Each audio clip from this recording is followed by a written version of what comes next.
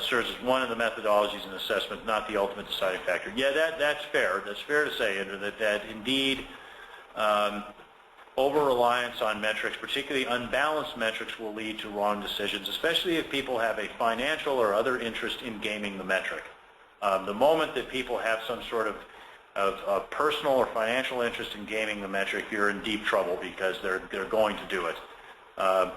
But you know, I mean, I think it is certainly possible to make a wrong decision based on a metric, but it's also very much possible to make wrong decisions because you're not basing it on a metric.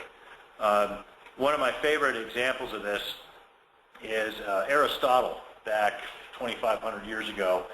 One of the things that Aristotle said was that heavier objects fall faster than lighter objects. And for over 1,500 years, that was just taken as that's the way it is, you know. And it wasn't until Galileo decided to climb up in the Leaning Tower of Pisa, which was leaning a little less then, but still leaning a bit, with two different weight cannonballs, that the fallacy of Aristotle's statement was finally revealed to everybody.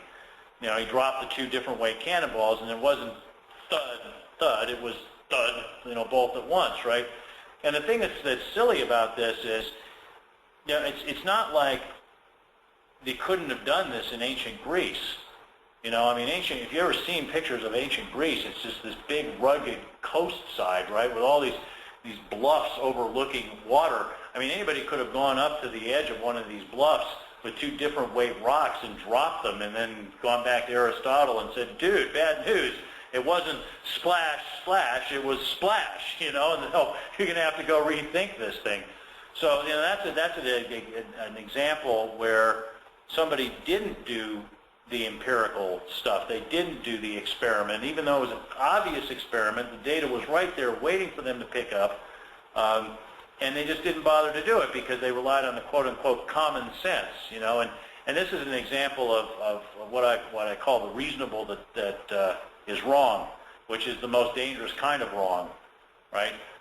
Something that sounds stupid and is wrong is not dangerous because people will go, well, that's stupid, I'm not going to do that. But something that sounds reasonable and is wrong is really dangerous because you have the problem of people acting on it. And the difference between wrong and right many times can be distinguished using data, using metrics. So, you know, certainly you can make a case that there have been bad decisions made from metrics, but I could make the converse case that there have been a lot of really dumb decisions made because people decided to go entirely with their gut without checking it with metrics, and you really need both. Okay, so we have Tan says thanks, you're welcome. Let's see, I had a couple questions via email, so I'll get to here really quickly. Are these 5 best practices the only 5 best practices? And as I said at the outset, no, there are dozens or hundreds of best practices, and I picked these because based on our client base, they would seem to have broad appeal and understandability. But certainly, you know, be on the lookout for other best practices as you come across them. And then lastly, is adopting best practices something only big companies can manage to do? And the answer there is absolutely not.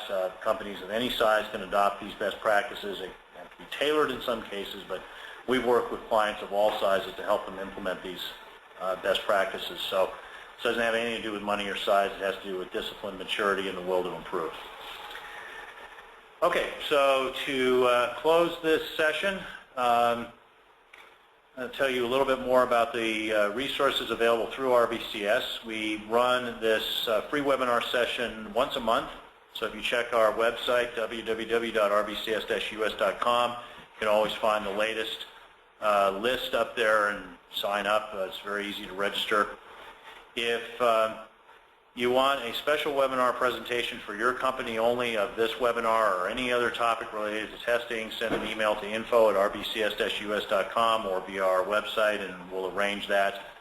Now, if you don't receive our regular free newsletter, you can sign up again at rbcs-us.com. By signing up, you get valuable discounts on consulting and training services, along with a newsletter every month that includes featured article on software testing and quality, and news about what RBCS and its partners are doing. And you can follow us on Twitter at twitter.com/RBCS, and I promise you'll never read something like, "I'm eating a sandwich."